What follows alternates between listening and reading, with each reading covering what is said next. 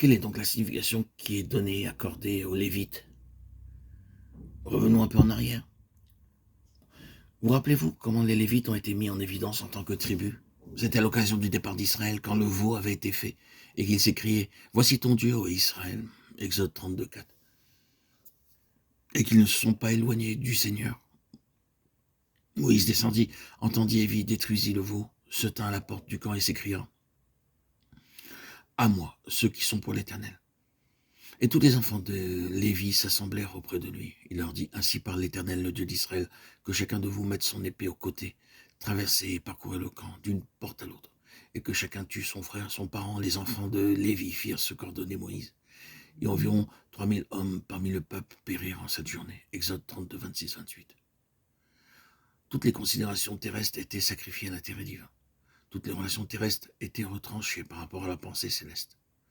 Toute émotion et sentiment naturel, tout ce qui était dans l'âme était simplement retranché dans l'intérêt de ce qui avait gouverné la sortie du peuple de Dieu.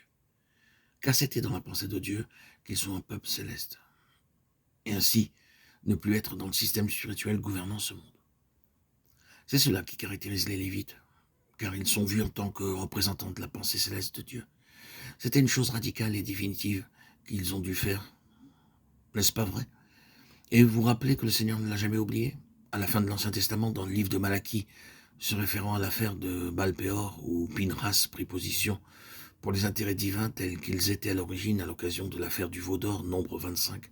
Le Seigneur dit, mon alliance avec lui était une alliance de vie et de paix. Malachie 2,5. Il ne distingue point ses frères, Deutéronome 32, 9. C'est-à-dire qu'il ne regardait pas avec sympathie, même sa propre chair, quand elle s'éloignait de la pensée élevée de Dieu.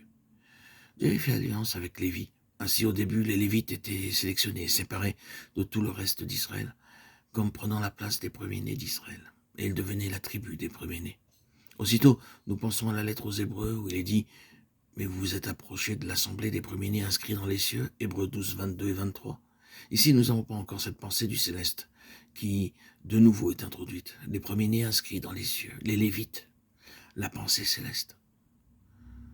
Dans le chapitre 5, il y avait cet espace de 2000 coudées.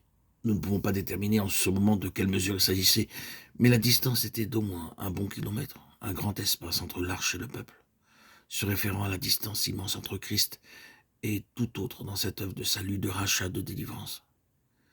Et les Lévites portaient l'arche. Vous pouvez dire, n'est-ce pas une contradiction? Christ demeure-t-il séparé de tout le reste? Vous devez voir dans tout cela le principe des Lévites. Ils représentent une chose céleste, c'est le Christ céleste. Les Lévites portant l'arche représentent ce principe. Ce n'est pas seulement le Christ terrestre, le Jésus de l'histoire, un homme parmi les hommes, quoique tellement meilleur. C'est le divin un, premier et unique à la fois. Si vous voulez que ce principe soit démontré, rappelez-vous de l'incident au temps de David, quand il consulta les anciens d'Israël pour amener l'arche et qu'il le fit avec un char. L'idée venait du pays des Philistins où il avait été durant le règne de Saül. Là, ils avaient vu faire une charrette pour cela.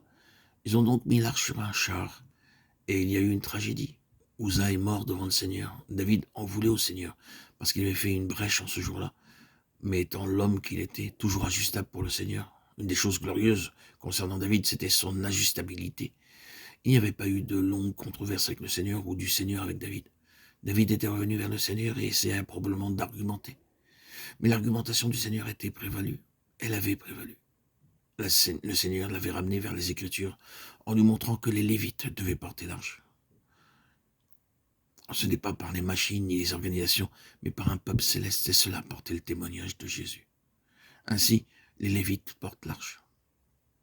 Ce caractère céleste des choses, c'est le principe de la fonction des Lévites. Et cela, bien sûr, c'est ce qui explique qu'ils n'ont eu aucun héritage sur la terre. Ils n'appartiennent pas à la terre, ils appartiennent au ciel. Ils ne vont pas s'enraciner ici-bas, mais comme des hommes représentant les choses célestes, ils vont être répartis parmi tout le peuple de Dieu pour garder le peuple de Dieu en contact avec le ciel. Le peuple de Dieu est toujours enclin à redevenir terrestre. C'est ce qui a été le péril et la tragédie de l'Église au cours des siècles, gravitant toujours vers la terre, devenant quelque chose d'ici-bas selon le modèle de l'homme, d'après les pensées de ce monde.